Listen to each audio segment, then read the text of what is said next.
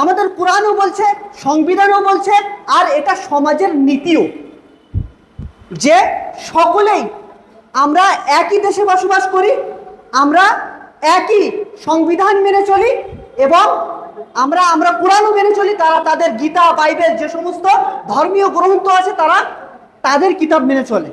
আলহামদুলিল্লাহ, আলহামদুলিল্লাহ ওয়া কাফা ওয়া সালামুন আলা ইবাদিহিল্লাযীনা ইসতাফা, আম্মা বা'দ। قال الله تبارك وتعالى في القرآن المجيد وفي الفرقان الحميد: أعوذ بالله من الشيطان الرجيم، بسم الله الرحمن الرحيم، لكم دينكم ولي دين। صدق الله العظيم। আমার সামনে এখানে উপস্থিত সম্মানিত বিশেষ ব্যক্তিবর্গ সকলকে আমি আমার অন্তরের স্থল থেকে শ্রদ্ধা, ভালোবাসা ও সম্মান জানিয়ে আমি দু একটি কথা আপনাদের সামনে উপস্থাপন করব। আপনারা সকলে একটু মনোযোগ সহকারে শুনবেন।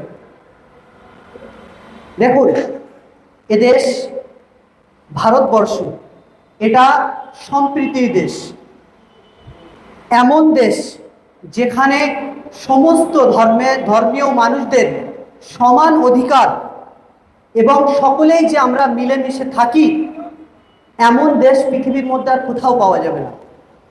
এবং আমরা গর্বিত, এই ভারতবর্ষকে আমরা যে স্বাধীন হিসাবে পেয়েছি, এতে সমস্ত ধর্মীয় মানুষদের রক্ত সমান সমান রয়েছে। সেজন্যে যেমন তানারা আমাদের এই দেশকে ইংরেজ মুক্ত করার জন্যে নিজেদের রক্ত সমান সমান দিয়েছিলেন, ঠিক তেমনই আমরা এই দেশে চলব নিজেদের সমান সমান অধিকার নিয়ে। এটা হলো দেশের অধিকার, কেউ কারোর ধর্মে হস্তক্ষেপ করতে পারবে না। এটা হচ্ছে সাংবিধানিক নিয়ম। আর্টিকেল 26-এর এই নিয়ম 26-এ রয়েছে যে সকল ধর্মীয় মানুষ নিজস্ব ধর্ম পালন করবে, কোনো ধর্মীয় মানুষ অপর ধর্মের ওপরে ওই ধর্ম পালনে হস্তক্ষেপ করতে পারবে না।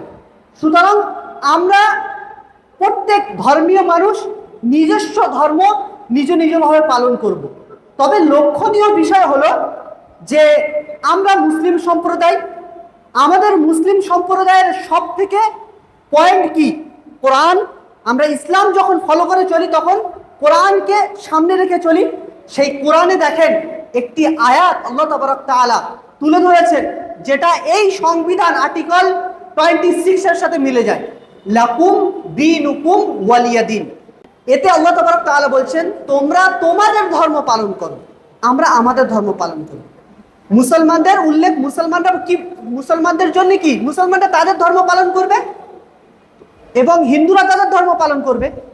তো আমাদের কোরআনও বলছে, সংবিধানও বলছে, আর এটা সমাজের নীতিও, যে সকলেই আমরা একই দেশে বসবাস করি, আমরা একই সংবিধান মেনে চলি এবং আমরা কোরআনও মেনে চলি। তারা তাদের গীতা, বাইবেল, যে সমস্ত ধর্মীয় গ্রন্থ আছে তারা তাদের কিতাব মেনে চলে।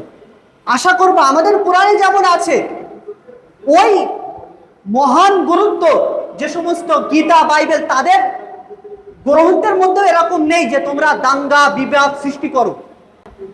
তো শান্তিপূর্ণভাবে যেটা করলে আমরা সুখী থাকবো, যেটা করলে আমরা খুশি হব, এরকম কাজ করব। অশান্তির কোনো রকম বিষয় যাতে সামনে না আসে, এটা আমাদের অবশ্যই লক্ষণীয় বিষয়। সেজন্য আমি সকলের কাছে করজোরে অনুরোধ করব, আমরা আমাদের ধর্ম তো পালন করব নবী দিবস পালন করে, আমাদের ধর্মের কারণে অপর ধর্মের মানুষ যাতে কষ্টে না পায়, এটা আমাদের ধর্মই শিখায়, এটা আমাদের কোরআনই শিখায়।